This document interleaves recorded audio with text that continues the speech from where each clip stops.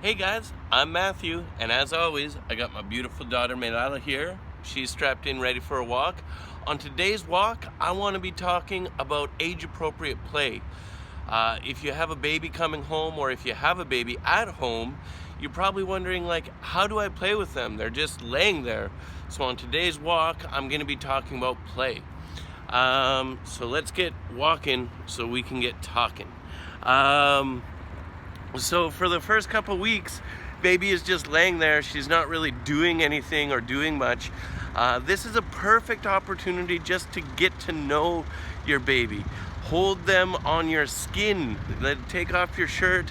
Have them shirtless or whatnot, just in their diaper, and just press them against your skin. There's science benefits behind that. Not only are you connecting with them on kind of a safety level, you're giving them that security feeling. It also, I don't know, I know it's wrong, but it's like bacteria or something on your skin that transfers to their skin, or microbes or something like that. I don't know the exact word for it, but it's basically that. After that, when they become a little bit older, you can start giving them toys, tracking toys, clapping your hands, snapping your finger, getting them to follow your fingers across, seeing if they're tracking back and forth. They're normally pretty slow and they kind of have a head wobble and bobble back and forth, but that's okay. You're getting them used to that and playing. And then once they get a little older, I mean, she just turned 10 months. Her favorite game is, if you're happy to know it, clap your hands right now. She loves it. She starts clapping. She sits up and she starts clapping and whatnot. You can also bring them outside and practice their walking while holding their arms. So there's lots of opportunities to play with your new children in your house or outside. And also another great thing to do for your child is to read books to them, especially when you're going to bed. I think I've mentioned it before that's kind of a bedtime routine Melala and I have. I read her a book, I sing her songs, and then I put her to bed. It's a time where she can relax and calm down. Again, singing to them is soothing. And actually, dads, your deeper voice actually gives them a sense of security.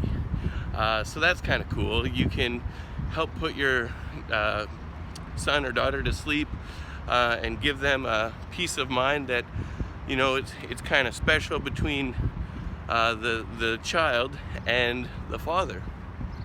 Not saying moms can't sing to their kids, but it's just kind of cool that that deeper voice of us helps them on a level where maybe it doesn't in other ways. So singing to them, playing with them, just holding them, rocking them, giving them that security, that's a big one, guys, because for your child to develop their brain and to be able to start using higher brain levels, they need to feel safe and secure.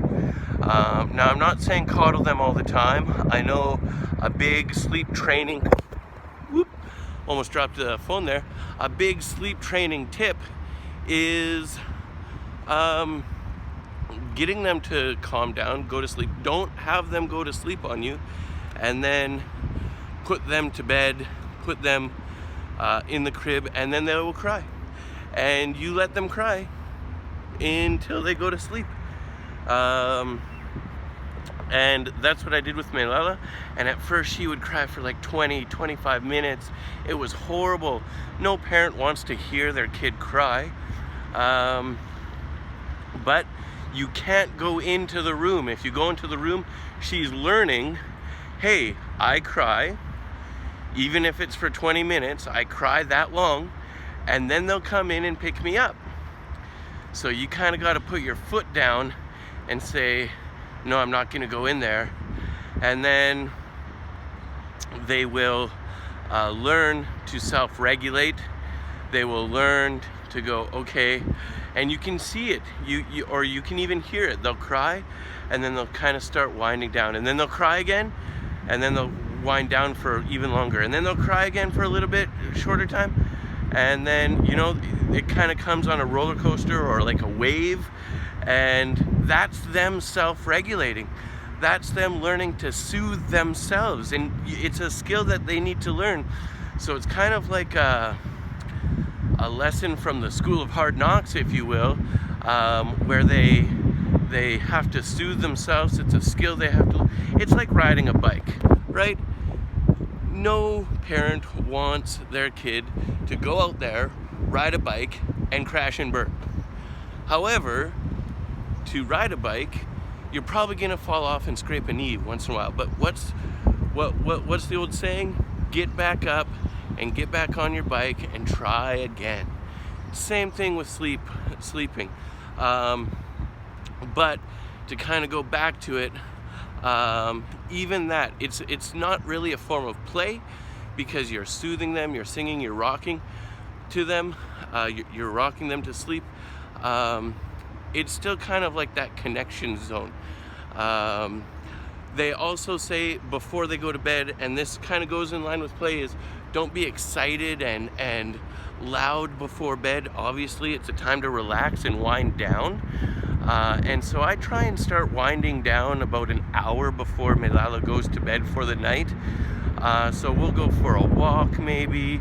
I'll take her outside and show her the scenery, and maybe look at some birds and say, yep, the birds are going to bed, the people are going to bed, wave goodnight, and I just kind of soothe her like that. And then she goes in, and like I say, I read her a book. It's soothing for her, but it's that connection time, guys. That's all play is connecting and playing with them and getting them to expand their brains. During the day, that's when I have fun with a ball, and I might play patty cake or sing If You're Happy and You Know It, or do more exciting things with lights and things like that, or blow on her skin, on her tummy, zerberts or strawberries or whatever you want to call them, and get her to laugh and tickle her toes. All of that is just building that connection between you and your child. So that's definitely one way to play with them. And I know you can't really do so much of that when they're younger, but again, it's just that connection time. Get them to know you. Talk to them. I've talked to Melala right from day one. So, you know, like, I just go on a walk like this, and even now she's hearing my voice, and it soothes her. And I don't know. Yeah, she's almost asleep. So I'm gonna go inside now because she's almost asleep, but it's soothing to her. She hears my voice, but also that helps with her own brain and her own speech.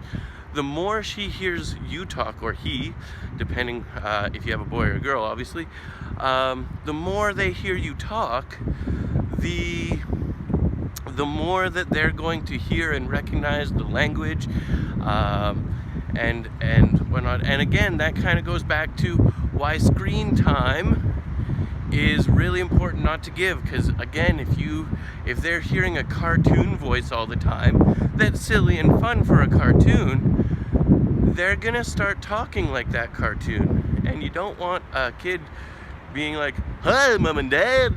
Like, it's just weird. So talk to your kids,